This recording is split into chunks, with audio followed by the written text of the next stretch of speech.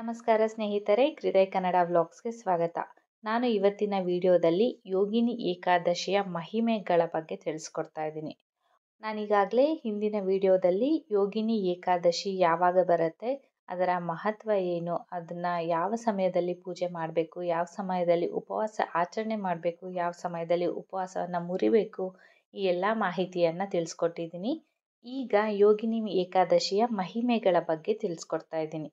ಒಮ್ಮೆ ಯುಧಿಷ್ಠಿರ ಮಹಾರಾಜರು ಕೇಳ್ತಾರಂತೆ, ಓ ಪರಮಾತ್ಮನೇ, ಜ್ಯೇಷ್ಠ ಮಾಸದ ಬೆಳಕಿನ 15 ದಿನಗಳಲ್ಲಿ ಸಂಭವಿಸುವ ನಿರ್ಜಲ ಏಕಾದಶಿಯ ಮಹಿಮೆಯನ್ನು ನಾನು ಕೇಳಿದ್ದೇನೆ. ಈಗ ನಾನು ಆಷಾಢ ಮಾಸದ ಅಂದರೆ ಕರಾಳ 15 ದಿನಗಳಲ್ಲಿ ಬರುವ ಶುದ್ಧ ಏಕಾದಶಿಯ ಬಗ್ಗೆ ನಿಮ್ಮಿಂದ ಕೇಳಲು ಬಯಸುತ್ತೇನೆ. ದಯಮಾಡಿ ನನಗೆ ಎಲ್ಲವನ್ನ ವಿವರಣೆ ಮಾಡಿ ತಿಳಿಸ್ಕೊಡಿ ಅಂತ ಶ್ರೀಕೃಷ್ಣನಿಗೆ ಕೇಳ್ತಾರಂತೆ. ಆಗ ಶ್ರೀಕೃಷ್ಣ ಪರಮಾತ್ಮ ಹೇಳ್ತಾನಂತೆ, ಯೋಗಿನಿ ಏಕಾದಶಿ ಆಷಾಢ ಮಾಸದಲ್ಲಿ ಬರುವಂಥದ್ದು. ಇದು ಎಲ್ಲ ರೀತಿಯ ಪಾಪ ಪ್ರತಿಕ್ರಿಯೆಗಳನ್ನು ತೆಗೆದುಹಾಕುತ್ತದೆ ಮತ್ತು ವಿಮೋಚನೆಯನ್ನು ನೀಡುತ್ತದೆ. ಈ ಏಕಾದಶಿಯು ಭೌತಿಕ ಅಸ್ತಿತ್ವದ ವಿಶಾಲ ಸಾಗರದಲ್ಲಿ ಮುಳುಗುತ್ತಿರುವ ಜನರನ್ನು ತಲುಪಿಸುತ್ತದೆ ಮತ್ತು ಅವರನ್ನು ಆಧ್ಯಾತ್ಮಿಕ ಪ್ರಪಂಚದ ತೀರಕ್ಕೆ ಸಾಗಿಸುತ್ತದೆ. ಎಲ್ಲ 3 ಲೋಕಗಳಲ್ಲಿ ಇದು ಎಲ್ಲ ಪವಿತ್ರ ಉಪವಾಸದ ದಿನಗಳಲ್ಲಿ ಪ್ರಮುಖವಾಗಿದೆ. ಹಾಗೆ ಪುರಾಣಗಳಲ್ಲಿ ಹೇಳಲಾದ ಇತಿಹಾಸವನ್ನು ಹೇಳುವ ಮೂಲಕ ನಾನು ಈಗ ಈ ಸತ್ಯವನ್ನು ನಿಮಗೆ ಬಹಿರಂಗಪಡಿಸ್ತೇನೆ. ಹಿಂದೆ ಅಲಕಾಪುರಿ ಅಂತ ಒಂದು ಸಾಮ್ರಾಜ್ಯ ಇರುತ್ತೆ.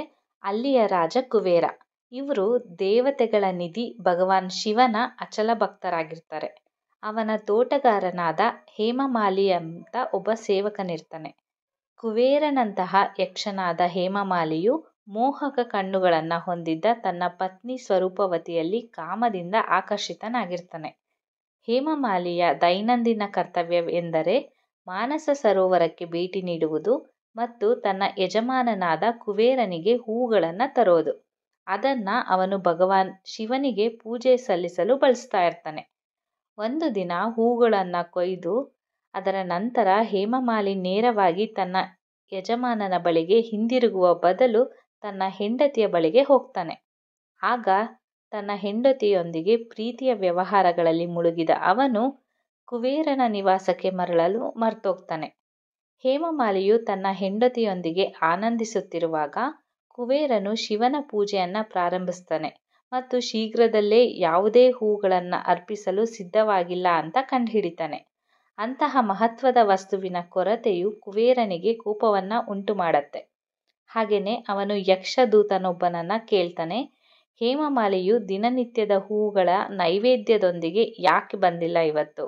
ನಿಖರವಾದ ಕಾರಣವನ್ನು ಹುಡುಕಲು ಹೋಗಿ. ಯಕ್ಷನು ಹಿಂತಿರುಗಿ ಕುಬೇರನಿಗೆ ಹೇಳ್ತಾನೆ, ಹೇ ಸ್ವಾಮಿ, ಹೇಮಮಾಲಿಯು ತನ್ನ ಹೆಂಡತಿಯ ಸಂಗದಲ್ಲಿ ಕಳೆದು ಹೋಗಿದ್ದಾನೆ. ಕುಬೇರನು ತೀವ್ರವಾಗಿ ಕೋಪಗೊಳ್ತಾನೆ. ಹಾಗೆ ತಕ್ಷಣವೇ ಹೇಮಮಾಲಿಯನ್ನ ತನ್ನ ಮುಂದೆ ಕರೆದು ತರುವಂತೆ ಹೇಳ್ತಾನೆ. ಹೇಮಮಾಲಿ ಬಹಳ ಭಯದಿಂದ ತನ್ನ ಯಜಮಾನನ ಬಳಿಗೆ ಬರ್ತಾನೆ. ಆಗ ಕ್ರುದ್ಧನಾದ ಕುಬೇರನು ಹೇಮಮಾಲಿಗೆ ಹೇಳ್ತಾನೆ, ಅಯ್ಯೋ ಪಾಪಿ ದುಷ್ಟರೇ, ನೀವು ಕುಷ್ಠರೋಗದಿಂದ ಬಳಲುತ್ತಿರುವಂತೆ ಹಾಗೆ ನಿಮ್ಮ ಪ್ರೀತಿಯ ಹೆಂಡತಿಯಿಂದ ಬೇರ್ಪಡುವಂತೆ ನಾನು ಶಪಿಸ್ತೇನೆ. ಕೂಡಲೇ ಈ ಸ್ಥಳವನ್ನು ಬಿಟ್ಟು ಕೆಳ ಗ್ರಹಗಳಿಗೆ ಹೋಗಿ ನರಳಿ ಸಾಯಿ ಅಂತ ಶಾಪ ಕೊಡ್ತಾರೆ. ಈ ಥರ ಶಾಪದಿಂದ ಹೇಮಮಾಲಿಯು ಅಲಕಾಪುರಿಯಲ್ಲಿ ಒಂದೇ ಸಲ ಕುಷ್ಠರೋಗಕ್ಕೆ ತುತ್ತಾಗ್ತಾರೆ. ಈ ಕುಷ್ಠರೋಗದ ಭೀಕರ ಬಾಧೆಯಿಂದ ಅಸ್ವಸ್ಥಳಾಗ್ತಾರೆ. ಅವರು ದಟ್ಟವಾದ ಮತ್ತು ಭಯಭೀತರಾದ ಕಾಡಿನಲ್ಲಿ ಎಚ್ಚರಗೊಳ್ತಾರೆ. ಅಲ್ಲಿ ತಿನ್ನಲು ಅಥವಾ ಕುಡಿಯಲು ಏನೂ ಕೂಡ ಇರೋದಿಲ್ಲ. ಹೀಗೆ ನೋವಿನಿಂದ ರಾತ್ರಿ ನಿದ್ದೆ ಮಾಡಲಾಗದೆ ಸಂಕಷ್ಟದಲ್ಲಿ ದಿನಗಳನ್ನು ಕಳೀತಾ ಇರ್ತಾರೆ. ಅವರು ನಂಬಿಕೆಯಿಂದ ಶಿವನನ್ನು ಆರಾಧಿಸುವುದನ್ನು ಮುಂದುವರಿಸ್ತಾರೆ. ಅವನ ಪ್ರಜ್ಞೆಯು ಸಂಪೂರ್ಣವಾಗಿ ಸ್ಥಿರ ಮತ್ತು ಸ್ಥಿರವಾಗಿಯೇ ಉಳಿಯುತ್ತೆ. ಮಹಾಪಾಪ ಮತ್ತು ಅದರ ಪರಿಚಾರಕ ಪ್ರಕ್ರಿಯೆಗಳಿಂದ ಒಳಗೊಂಡಿದ್ರೂ ಕೂಡ ಅವರು ತನ್ನ ಧರ್ಮನಿಷ್ಠೆಯಿಂದಾಗಿ ತನ್ನ ಹಿಂದಿನ ಜೀವನವನ್ನು ನೆನಪಿಸ್ಕೊಳ್ತಾರೆ. ಹೀಗೆ ಸ್ವಲ್ಪ ಸಮಯದವರೆಗೆ ಅಲ್ಲೇ ಅಲೆದಾಡಿದ ನಂತರ ಹೇಮಮಾಲಿ ಹಿಮಾಲಯ ಪರ್ವತ ಶ್ರೇಣಿಗಳ ವಿಶಾಲವಾದ ಹರವು ಮೇಲೆ ಬರ್ತಾರೆ. ಅಲ್ಲಿ ಅವರು ಮಹಾನ್ ಸಂತ ಆತ್ಮ ಮಾರ್ಕಂಡೇಯ ಋಷಿಯ ಸಂಪರ್ಕಕ್ಕೆ ಬರುವ ಅದೃಷ್ಟವನ್ನು ಹೊಂದಿರ್ತಾರೆ. ಅವರ ಜೀವನದ ಅವಧಿಯು ಬ್ರಹ್ಮನ 7 ದಿನಗಳವರೆಗೆ ವಿಸ್ತರಿಸುತ್ತದೆ ಅಂತ ಹೇಳಲಾಗಿದೆ. ಮಾರ್ಕಂಡೇಯ ಋಷಿಯು ತನ್ನ ಆಶ್ರಮದಲ್ಲಿ ಶಾಂತಿಯುತವಾಗಿ ಕುಳಿತಿರ್ತಾರೆ. ಹೇಮಮಾಲಿಗೆ ತುಂಬ ಪಾಪ ಅನಿಸಿ ದೂರದಲ್ಲಿ ನಿಂತು ಅವರಿಗೆ ನಮನವನ್ನು ಸಲ್ಲಿಸ್ತಾರೆ. ಆಗ ಮಾರ್ಕಂಡೇಯ ಋಷಿಯು ಕುಷ್ಠರೋಗಿಯನ್ನು ನೋಡಿ ಅವರನ್ನು ಬಳಿಗೆ ಕರೆದು ಕೇಳ್ತಾರೆ, ಈ ಘೋರ ಯಾತನೆಯನ್ನು ನೀವು ಗಳಿಸಲು ಯಾವ ಪಾಪ ಕಾರ್ಯವನ್ನು ಮಾಡಿದ್ದೀರಿ ಅಂತಾರೆ. ಇದನ್ನು ಕೇಳಿದ ಹೇಮಮಾಲಿಯು ನೋವಿನಿಂದ ಉತ್ತರಿಸ್ತಾರೆ, ನಾನು ಕುಬೇರನ ಯಕ್ಷ ಸೇವಕ. ನನ್ನ ಹೆಸರು ಹೇಮಮಾಲಿ. ನನ್ನ ಯಜಮಾನನ ಶಿವನ ಆರಾಧನೆಗಾಗಿ ಮಾನಸ ಸರೋವರದಿಂದ ಹೂವುಗಳನ್ನು ಕೀಳುವುದು ನನ್ನ ದೈನಂದಿನ ಸೇವೆಯಾಗಿತ್ತು. ಆದರೆ ಒಂದು ದಿನ ನಾನು ನಿರ್ಲಕ್ಷ್ಯದಿಂದ ಮತ್ತು ನನ್ನ ಹೆಂಡತಿಯ ಮೇಲಿನ ಮೋಹದಿಂದ ನಾನು ಅರ್ಪಣೆಯೊಂದಿಗೆ ಹಿಂತಿರುಗಲು ತಡವಾಯಿತು. ನನ್ನ ಯಜಮಾನನು ಇದನ್ನು ಕಂಡುಹಿಡಿದಾಗ ಅವರು ಬಹಳ ಕೋಪದಿಂದ ನಾನು ನಿನ್ನ ಮುಂದೆ ಇರುವಂತೆಯೇ ಇರು ಅಂತ ಶಪಿಸ್ತಾರೆ. ಆದರೆ ಅದೃಷ್ಟವಶಾತ್ ನಾನು ನಿಮ್ಮ ಮೇಲೆ ಬಂದಿದ್ದೇನೆ. ಈಗ ನಾನು ನಿಮ್ಮಿಂದ ಮಂಗಳಕರವಾದ ಆಶೀರ್ವಾದವನ್ನು ಸ್ವೀಕರಿಸಲು ಆಶಿಸುತ್ತೇನೆ, ಏಕೆಂದರೆ ನಿಮ್ಮಂತಹ ಭಕ್ತರು ಪರಮಾತ್ಮನಂತೆಯೇ ಕರುಣಾಮಯಿ ಎಂದು ನನಗೆ ತಿಳಿದಿದೆ. ಓ ಅತ್ಯುತ್ತಮ ಋಷಿಗಳೇ, ದಯವಿಟ್ಟು ನನಗೆ ಸಹಾಯ ಮಾಡಿ ಅಂತ ಬೇಡ್ಕೊಳ್ತಾರೆ. ಹೀಗೆ ಮೃದು ಹೃದಯದ ಮಾರ್ಕಂಡೇಯ ಋಷಿಯು ಉತ್ತರಿಸ್ತಾರೆ, ನೀವು ನನಗೆ ಸತ್ಯವನ್ನು ಹೇಳಿದ್ರಿಂದ ನಿಮಗೆ ಹೆಚ್ಚಿನ ಪ್ರಯೋಜನವನ್ನು ನೀಡುವ ಉಪವಾಸದ ದಿನದ ಬಗ್ಗೆ ನಾನು ನಿಮಗೆ ಹೇಳ್ತೇನೆ.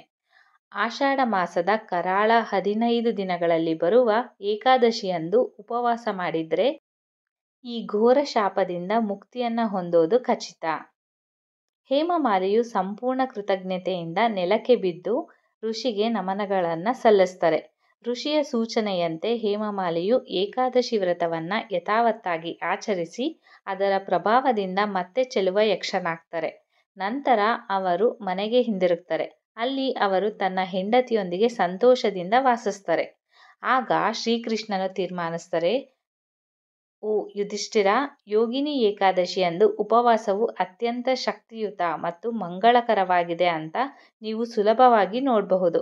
88,000 ಬ್ರಾಹ್ಮಣರಿಗೆ ಅನ್ನ ನೀಡೋದ್ರಿಂದ ಯಾವ ಪುಣ್ಯ ಲಭಿಸುತ್ತೋ ಅದು ಯೋಗಿನಿ ಏಕಾದಶಿಯಂದು ಕಟ್ಟುನಿಟ್ಟಾದ ಉಪವಾಸವನ್ನು ಆಚರಿಸೋದ್ರಿಂದ ಸಿಗುತ್ತದೆ. ಈ ಪವಿತ್ರ ಏಕಾದಶಿಯಂದು ಉಪವಾಸ ಮಾಡೋರಿಗೆ ಏಕಾದಶಿ ದೇವಿ ಹಿಂದಿನ ಪಾಪಗಳ ರಾಶಿಯನ್ನು ನಾಶಪಡಿಸುತ್ತಾರೆ, ಹಾಗೆ ಅವರನ್ನು ಅತ್ಯಂತ ಪುಣ್ಯವಂತರನ್ನಾಗಿ ಮಾಡ್ತಾರೆ ಅಂತ ವಿವರಿಸ್ತಾರೆ. ಹೀಗೆ ಬ್ರಹ್ಮವೈವರ್ತ ಪುರಾಣದಿಂದ ಆಷಾಢ ಕೃಷ್ಣ ಏಕಾದಶಿ ಅಥವಾ ಯೋಗಿನಿ ಏಕಾದಶಿಯ ಮಹಿಮೆಗಳ ನಿರೂಪಣೆ ಕೊನೆಗೊಳ್ಳುತ್ತೆ. ಸೊ ನೋಡಿದ್ರಲ್ಲ ಫ್ರೆಂಡ್ಸ್, ಈ ವಿಡಿಯೋದಲ್ಲಿ ಯೋಗಿನಿ ಏಕಾದಶಿಯ ಮಹಿಮೆಯನ್ನು ತಿಳ್ಕೊಂಡಿದ್ದೀರಾ. ಈ ಮಾಹಿತಿ ನಿಮಗೆ ಇಷ್ಟ ಆಯಿತು ಅಂತ ಭಾವಿಸಿದ್ದೀನಿ. ಇಷ್ಟ ಆದಲ್ಲಿ ನಮ್ಮ ವಿಡಿಯೋಗೆ ಒಂದು ಲೈಕ್ ಕೊಟ್ಟು ನಿಮ್ಮ ಅನಿಸಿಕೆ ಅಭಿಪ್ರಾಯಗಳನ್ನು ಕಮೆಂಟ್ ಬಾಕ್ಸ್ ಮೂಲಕ ತಿಳಿಸ್ಕೊಡಿ. ಹಾಗೆ ಈ ವಿಡಿಯೋವನ್ನು ನಿಮ್ಮ ಸ್ನೇಹಿತರಿಗೆ ಹಾಗೆ ನಿಮ್ಮ ಸಂಬಂಧಿಕರಿಗೂ ಕೂಡ ತಲುಪುವಂತೆ ಶೇರ್ ಮಾಡಿ. ನಾನು ಮತ್ತೆ ಮುಂದಿನ ವಿಡಿಯೋದಲ್ಲಿ ಹೊಸ ಮಾಹಿತಿಯನ್ನು ನಿಮ್ಮ ಮುಂದೆ ತರ್ತೀನಿ ಅಂತ ಹೇಳ್ತಾ ಈ ವಿಡಿಯೋವನ್ನು ಪೂರ್ತಿಯಾಗಿ ನೋಡಿದ್ದಕ್ಕೆ ತುಂಬ ಧನ್ಯವಾದಗಳನ್ನು ತಿಳಿಸ್ತಾ ಈ ವಿಡಿಯೋವನ್ನು ಮುಗಿಸ್ತಾ ಇದ್ದೀನಿ. ಎಲ್ಲರಿಗೂ ನಮಸ್ಕಾರ.